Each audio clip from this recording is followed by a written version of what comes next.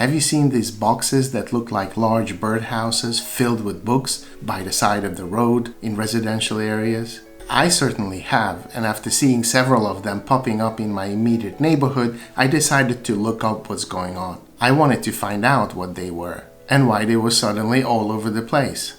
And it turns out these are the little free libraries, and if you're interested in them, keep watching.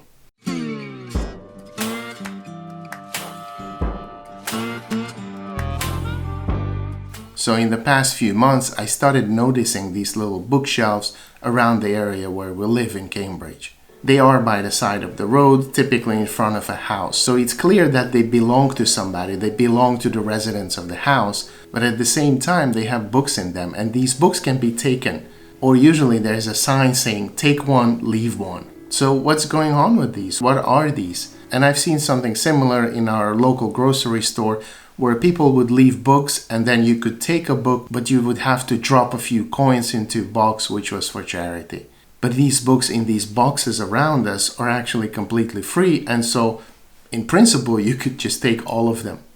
So I wanted to find out what was going on, and I googled them, and it turns out these are the Little Free Libraries, part of a large and growing organization called Little Free Library. They have a website, and here we can find quite a bit of information about this initiative.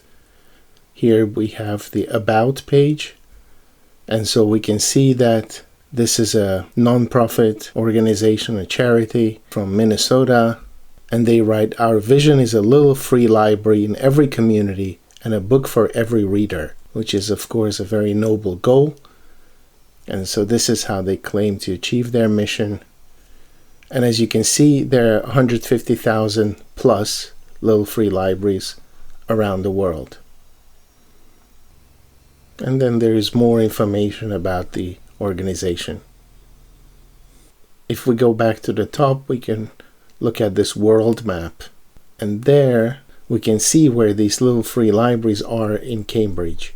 So as you can see, there are not too many of them scattered around the city. They also have an app, and it shows all the little libraries in the city where I am.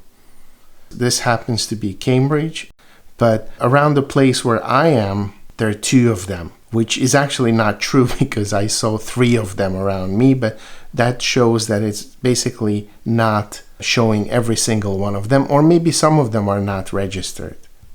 There's the Little Free Library shop, which is on the web. So probably it's better to look at it on a computer. But basically here you can also see that if you join this organization, you can purchase all the equipment yourself. So add on bench, you can see that you can add this on a bench, and this would cost you $120. Or you could choose another one, which is the most expensive one, is a 2-story shed pink Little Free Library. So this is what that looks like. It's very well done. Of course, you can also create your own box, and you simply register with the organization. Now let's look at how these libraries look in real life. So I'm walking on Roseford Road in Cambridge, and here's this little box. And we can see that there's a shelf in the middle, and there are some books underneath and some books above. And there are also some CDs and DVDs. But basically not a lot of books. It's a relatively modest collection. But the design is actually quite special, and as far as I can see, it's none of those models available on the online shop. Of course, the online shop is entirely in US dollars, so that might be for the US market, and here in the UK there might be something else. But it's a lovely little library. And believe it or not, there's another Little Free Library about 100 meters down the road.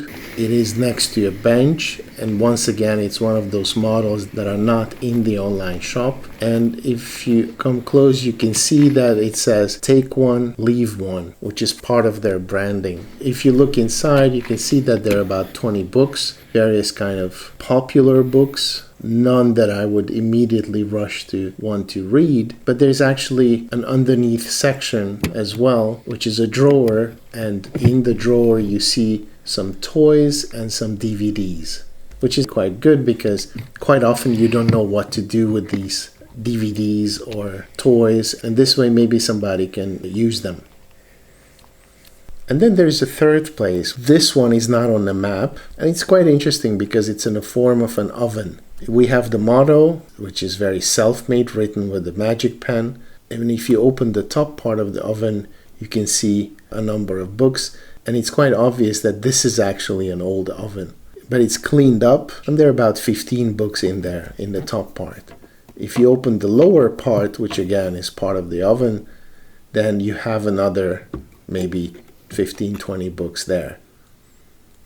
So it's wonderful. And again, it's in a beautiful place, standing on somebody's property belonging to the house. And as it happens, recently I had a chance to visit Salzburg in Austria. And it's a beautiful city. There's this bridge across the river with lots of little locks.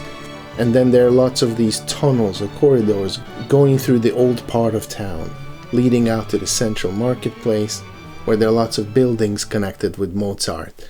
So this, for example, is the house where he was born. And as my hotel wasn't in a city center, I always had to walk to the city.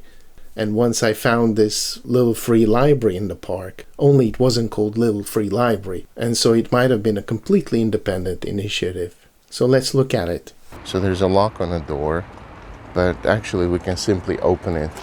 It's not locked, fortunately. And then we can look at the books. There are quite a few rows, and as you can see, obviously they're in German, but there's a much bigger variety than what you see in England.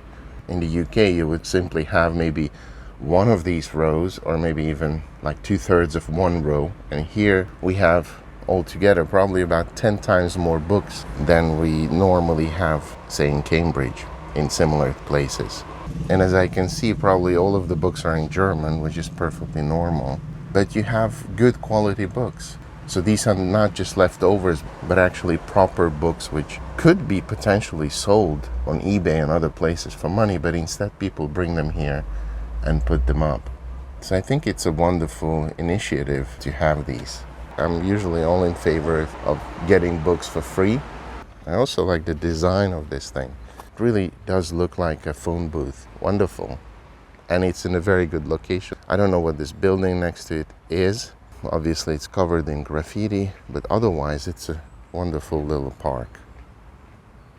So as you can see, this organization is actually in many places, and the quality of each individual station varies. Of course, how much people use this depends on the quality of the books and maybe the quantity of books in them. But there is something really reassuring in that people have access to books not only for free, which is also possible with traditional libraries, but without any kind of formal registration. Because in the present, our life is controlled by all these registration. We need to register for pretty much everything, even for buying things in the supermarket. And then you have all sorts of problems because you're locked out of your account, you forget your password, and then dealing with these things seems like a complete nonsense. This seems to be taking our lives in a completely wrong direction. So actually, it's very, very nice to have these boxes filled with books where you can go and find the books. And of course, we hope that in the future there will be more books, there will be more interesting books, maybe books we would want to read. But having said that, it's also not a bad thing that you go to a place and you see the books they have, and then you have to choose from them.